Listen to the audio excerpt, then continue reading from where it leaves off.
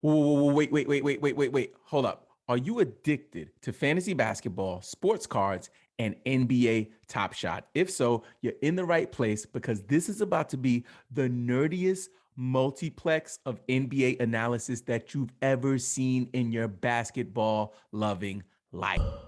Welcome to the Game Pick Fantasy Basketball Podcast. I am your host, Robin Marks. You can connect with me on Instagram, Twitter, and TikTok at Game Pick Podcast. If you love fantasy basketball, sports cards, and sports NFTs, please consider subscribing on all channels. And please stick around until the end because I'm going to show you how you can enter to win a free rare NBA Top Shot moment. So you saw the title of this video and you're asking yourself, what the heck is going on? And I'm asking myself, why am I doing this? So let me just speak to you about like the purpose and the reason why we're doing this.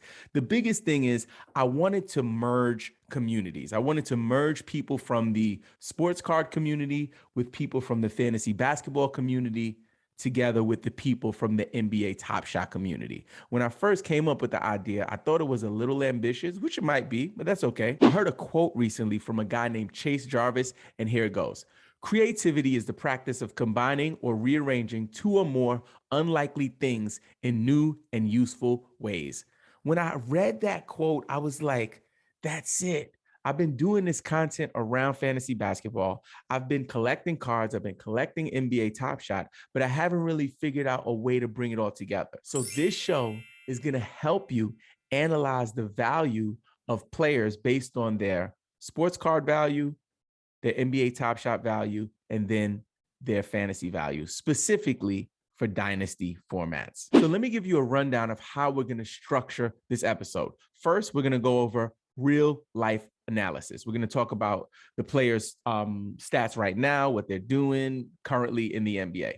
The second thing we're going to do is talk about their sports card value. So we're going to look at the sports card value of the player. And then we're going to look at their NBA Top Shot value. Last but not least, we're going to take a look at their dynasty fantasy basketball value. So I thought long and hard about which player we wanted to, review first. Like which player did we want to dig into the numbers and really figure out if there, was any data there that could help us to make better decisions in terms of who we're picking up for dynasty, what top shots we're buying, and also what trading cards we're buying. And the player that we came up with is none other than the lethal assassin from the Atlanta Hawks, Trae Young. So let's do some real life analysis on Trae Young. We're going to go to Basketball Reference to see what we can find out from his statistics. So the first thing I want to do is take a look at his year-to-year points average. Trae came into the league in 2018, his rookie year. He was drafted by the Dallas Mavericks. There was a trade for Luka Doncic, and those guys are going to be connected. They're going to be connected for life based on that trade. So I think that it's important to note that. And if you guys want an episode that compares Luka and Trae, please let me know in the comments below. Now, Trae was a rookie in 2018. He averaged 19 points per game, as you can see right here. And then in 2019, 2020, in his sophomore year, he had a huge leap. He went crazy. He went ballistic. He averaged 29.6 points. So his value from his rookie year to his second year, sophomore year, it was a tremendous increase in value. Then for 2020-21, he settled into 25 points a game. And in 2021, 2022, the last season, he averaged 28.4 points per game. Now let's take a look at his assists. In Trae's rookie year, he averaged 8.1 assists. In his sophomore year, he averaged 9.3 assists. And in his third year, he averaged 9.4. And he had his highest assist average this year at 9.7. So Trae Young, as you can see from these statistics, is a beast. And he's very, very young. He's still early in his career. So in terms of real life value, real life analysis, I think that Trae Young is trending towards becoming a legendary NBA player if he can stay healthy. Next up, we're going to talk about Trae Young's sports cards, his basketball cards. What are the value? How much are people paying for them? And are we seeing any trends? Are we seeing prices go up, go down? Listen, I am a huge huge card collector. I've been collecting cards since I was in third grade. You know what I'm saying? And recently I got back into the hobby. I'm super excited about it. And like Trae Young is just one of my favorite players to collect. So let's head over to Card Hedger so we can check out the sports card value for Trae Young. So let's go ahead and take a look at Trae Young's sports card value. Today, we're going to look at the Panini Prism base card in a PSA 10. So these are the numbers for the last 30 days. As you can see, we had a Trae Young card sell on March 17th for $128. Then it went up to $153. The next sale here was 131, one at 130, 119, a dip, 128, 124, 145, and it went all the way up to 211. Now, here's my concern. There was a drastic drop on the next sale. It went down to 119, and then it kind of settled in that 125-ish area, 123, 145, 118, 131, 125, 114, 126. So what is this information telling us? So based on his real life statistics, you could see that Trae Young was just ascending. Like his numbers were just getting better year to year.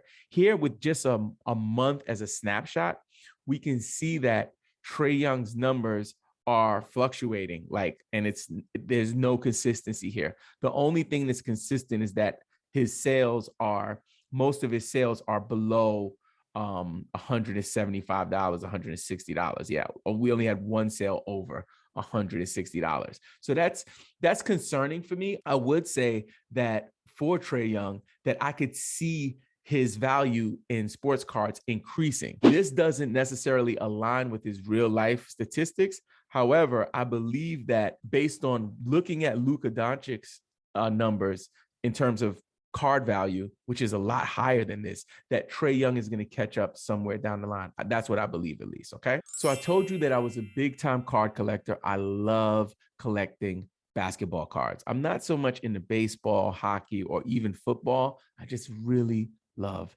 basketball cards. So I wanted to share some of my Trae Young cards that I have. So the first one I have here is a Chronicles card, which is one of the lower tiered sets that they have, but still a beautiful card, as you can see there. And this one is one of my favorite cards. This is his rookie Panini Contenders Optic Blue Cracked Ice Prism. Oh my gosh, look at this one.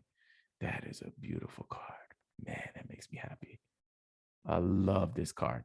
Next up, let's talk NBA TOPSHOT and what Trae Young's value is on that platform. So to get our data for this analysis on Trae Young for NBA TOPSHOT moments, we're using a site called evaluate.market. If you are thinking about getting into NBA TOPSHOT, or if you're already buying moments and building a collection, you have to use this site. It's just super duper valuable for people in the TOPSHOT space. So let's take a look at Trae Young's debut moment on NBA TOPSHOT. So because he was not a rookie when TOPSHOT came out, this is not a rookie moment, but I guess it would be the equivalent for his rookie moment because it was the first ever moment that he had on the platform. So let's take a look at it really quick. Let's see if we can actually run it across them. Oh, with the step. Ooh, in the pass. Yikes.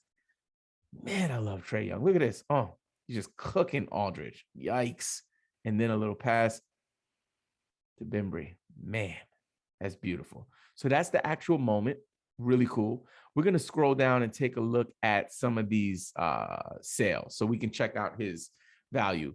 If you use evaluate.market, when I do the analysis, I usually remove outliers. Outliers meaning moments that were sold way too low or way too high, so you can get a better assessment of the value of the moment. So we looked at 30 days for his sports card value. Why don't we keep it at 30 days for his TOPSHOT value? It looks like on March 16th, he had a sale for $355. Then it went down to $340, back up to $375, $353, $402. Then they had one go really low, $345. So it looks for the most part as if Trae Young's debut moment is staying very steady, which is a good sign, which is a really good sign that there's no real sharp declines. I believe these are some of the outliers, and that's why there's no data there. But needless to say that Trae Young's TOPSHOT value seems very consistent. So I think this is a really good sign. So for people who are thinking about investing in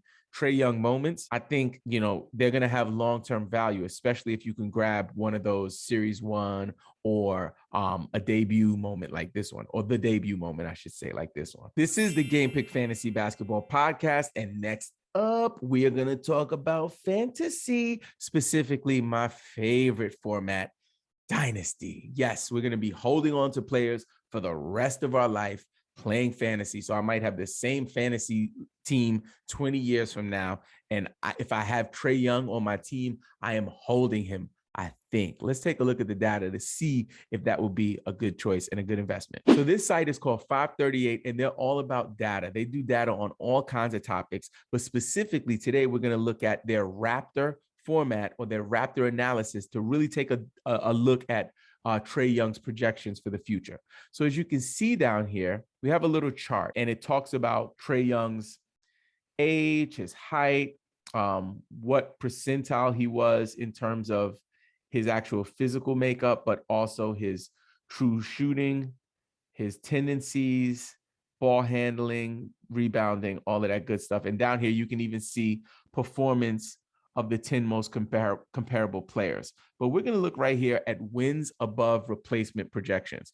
This is the way Raptor determines if a player will have long-term value. And for fantasy managers, this could be super, super valuable for you for Dynasty. So let's take a look. They're saying that Trae Young in 2019 was at 0.9, meaning he would have 0.9 wins above another player that would replace him. So saying that he was mildly valuable. Then, as we talked about earlier, he had a big jump in his sophomore year. He went to 8.8 here in this chart. So now Trae Young, it looks like, according to this, has peaked out. In the sophomore year, he had his highest points per game average. I think it was 29 a game. So now we're seeing that there was a dip here where the wins above replacement projection went to 6.4 and then went back up in 2022. Now, the gray here, as you can see, these are all projections. Everything past this line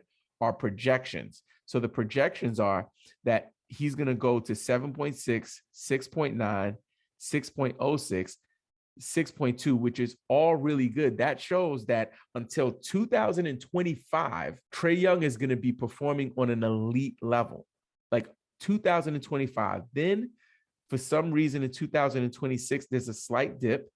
Then in 2027, he's back up. So it looks like Trae Young is going to have consistent output for the next 7 years at least. So if you're looking at grabbing him in Dynasty, it seems like it's a really smart investment. Now let's check out where Hashtag Basketball has him ranked on their Dynasty rankings. So here we are on Hashtag Basketball, one of my favorite resources for fantasy basketball data. So we're going to look at their fantasy basketball dynasty rankings. And this is specifically for points leagues with the Yahoo format.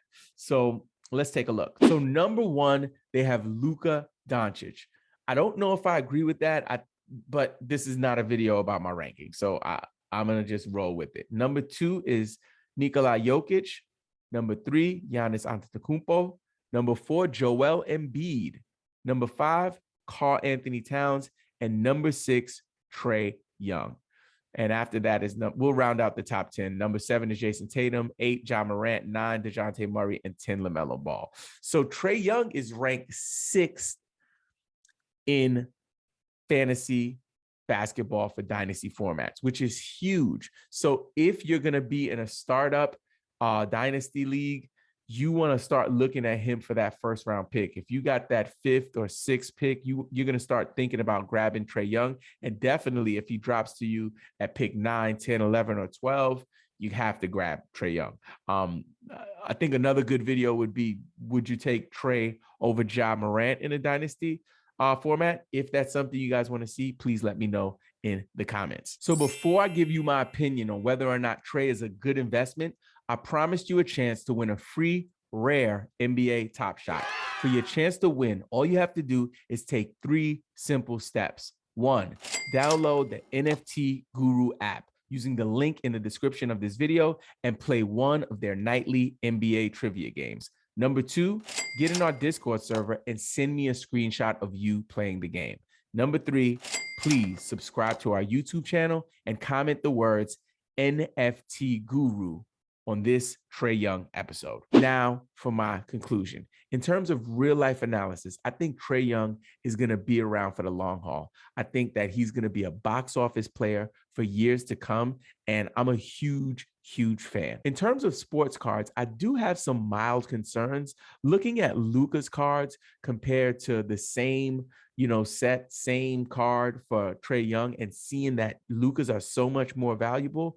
I'm wondering if the Atlanta market is hurting Trae Young. Like, Luka's in Dallas, and not to say like Dallas has the biggest market, but there's got to be something there. They're both performing on an elite level, and I want to see Trae's value of his sports cards get up there with Luka's one day. In terms of NBA TOPSHOT, I think Trae Young is maybe the most consistent there. So if you have Trae Young moments, I would hold or sell high. And also, if you're thinking about getting into NBA TOPSHOT, this is the time. It's still early. You can still get a lot of value there. So I would strongly recommend investing in some Trae Young moments. And last but not least, for Dynasty Fantasy Basketball, Trae Young is that guy.